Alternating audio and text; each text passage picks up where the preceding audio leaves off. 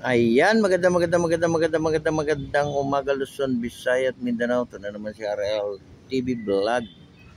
Ayan, kumusta na sa ating mga viewers, silent viewers? Magandang umaga po sa lahat, sa ating mga subscriber at sa lahat-lahat po ng ating mga kababayan OFW Emigrant. Magandang umaga rin po sa inyong lahat. Ayan, nandito na naman tayo sa may area ng ating Manila Bay. Ayan, tuloy-tuloy pa rin tayo sa ating paglilinis. Panatilihin nating malinis yung ating Manila Bay. Tayo damputin natin yung ating mga basura.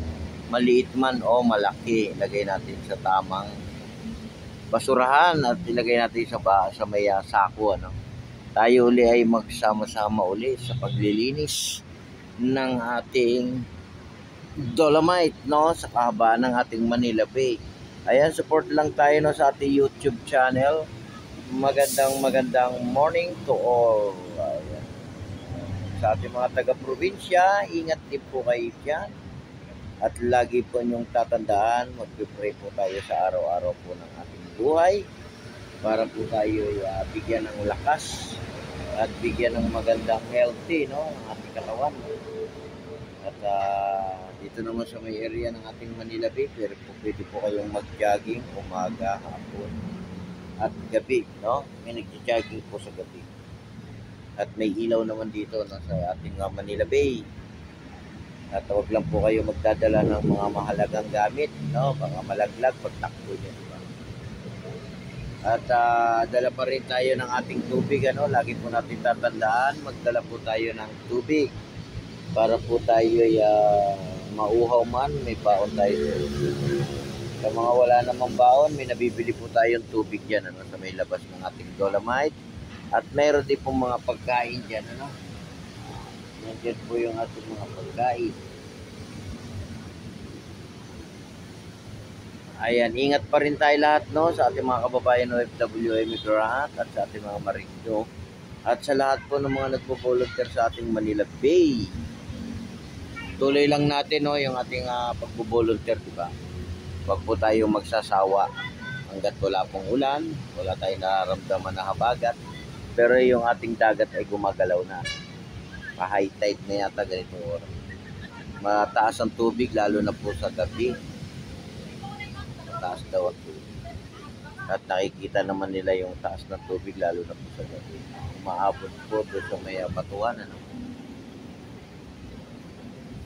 Ayan, sa lahat po ng mga pa-abroad ngayong buwan ng January, ingat pa rin tayo, Ingat pa rin sa abroad.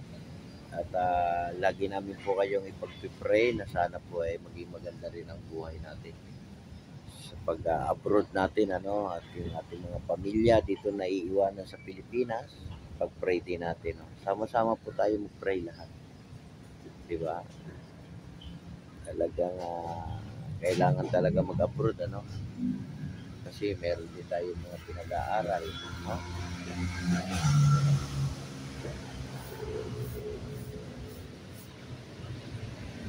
lalo na po pagkabayaran na ng eskwela, di ba?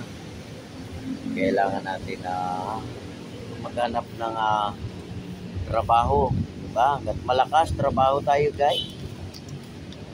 Di ba? Yan ang pinaka-importante sa lahat, magtrabaho tayo, hanggat malakas pa tayo, diba? Kasi pag mahina na tayo, hindi na tayo makapagtrabaho. At kami naman dito sa may area ng Manila Bay, tuloy-tuloy pa rin kami sa paglilinis. So maraming salamat po sa ating mga naglilinis sa ating Manila Bay. At nandito po yung ating mga Stero Ranger at kasama na po yung ating MMD na nagmi-maintain dito sa ating Manila Bay. At doon naman po sa may Manila Yacht Club, yung ating DPS ng Manila. Ayan po sila ay nagmi-maintain doon sa may dulo ng ating Manila Yacht Club. Malinis naman guys doon, wala rin basura tayong nakikita. Malinis na rin yung ating mga buhangin doon, diba? At dito naman sa may area ng ating Magsaysay, dito po yung mga naipon na basura, iniipon lang po yan para pagdaan ng ating truck, sinasakay po namin lahat yan.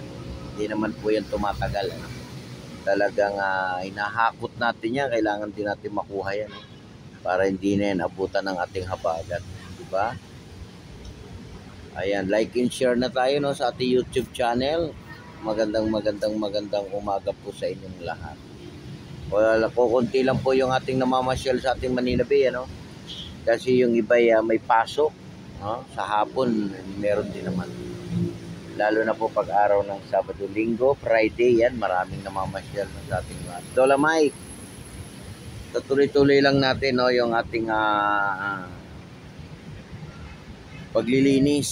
So, at iwasan din natin magdala ng ating pagkain noon. Hindi pa talaga pwede yan sa loob ng ating Dolomite kasi pinagbabawal po yan. At bawal pa rin maligo, no? Talagang hindi pa pwedeng maligo, no?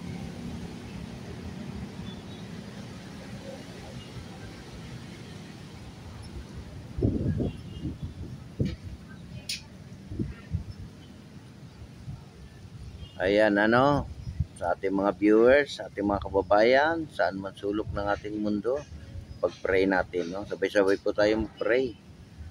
At maging payapa sana tayong lahat, ano? Magmahalan ba, di ba? Maging peaceful tayo, di ba? O ano man yung mga nangyayari sa ating bansa. Kailangan po mahaba yung ating pasensya, no? Di ba?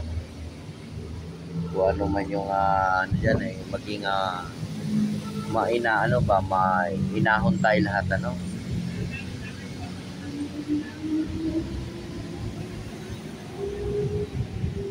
Ayan, ang pinaka-importante sa lahat yung mag-pray tayo lahat, ano?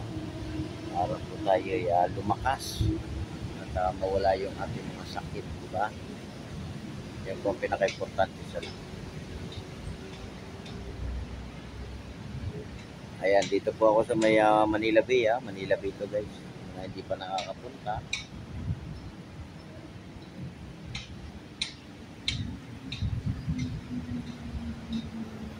Hindi marunong magbasa.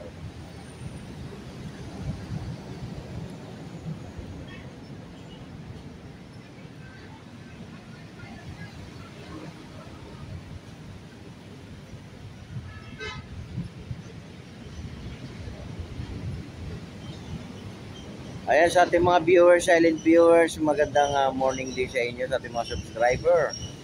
Alam ko naman nandyan lang kayo, ano, at nagsusupport sa ating YouTube channel. Silipin nyo po yung aking mga video. Panoorin nyo po, guys, at yung ating mga live. Nood po tayo, no? So, ano lang kayo, mag-comment lang at babasahin.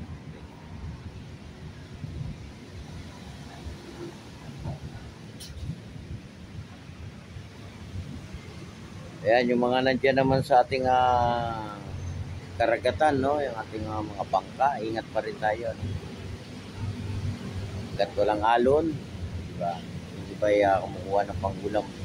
Kailangan din talaga araw-araw, nandiyan din sila sa dagat, no? Nandiyan kasi yung ating mga biyaya ba ng dagat. Kaya dapat ang dagat inaalagaan. Hindi tinatapunan ng basura, diba? Kasi nandiyan po yung ating pinagkukunan, lalo na po yung ating mga isda na nakikita natin nasa palengke, diba? Nandiyan po galing yan. Yan naman po malinis na, na maintain na po yung ating paglilinis. Ayan po, God bless po sa atin lahat. Bye-bye.